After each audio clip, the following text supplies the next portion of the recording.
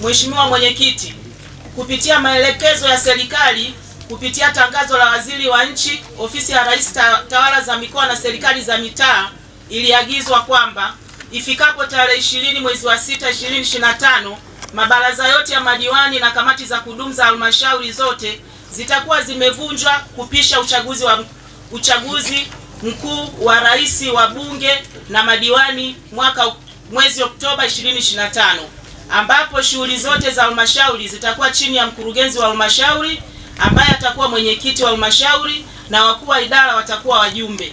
Baada ya kuvunjwa kwa mabaraza hayo na kamati zake, mkurugenzi wa halmashauri hataruhusiwa kuanzisha miradi mipya au kufanya masuala ya uwekezaji au kubadilisha miradi ambayo ilikwisha idhinishwa na waheshimiwa madiwani kabla ya kuvunjwa kwa mabaraza.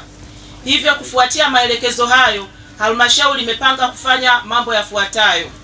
Kwanza, kufanya mradi wa uwekezaji katika eneo la Njombe, eneo la mjini zilipokuwepo ofisi za zamani, ambapo kutakuwa na ujenzi wa kumbi za mikutano, nyumba za kupangisha kwa maana apartments, na jengo la biashara au business complex. Gharama za uwekezaji katika mradi huu zinakadiriwa kuwa shilingi bilioni 15. Mradi wa pili ni uwekezaji katika eneo la Hazina House, ujenzi wa hoteli na maduka. Gharama za mradi huu zinaendelea kuandaliwa. Mradi wa tatu ni uwekezaji katika eneo la Mtwango, ambapo halmashauri inaendelea kukamilisha marekebisho ya michoro na hati za umiliki za awali kwa ajili ya maeneo hayo.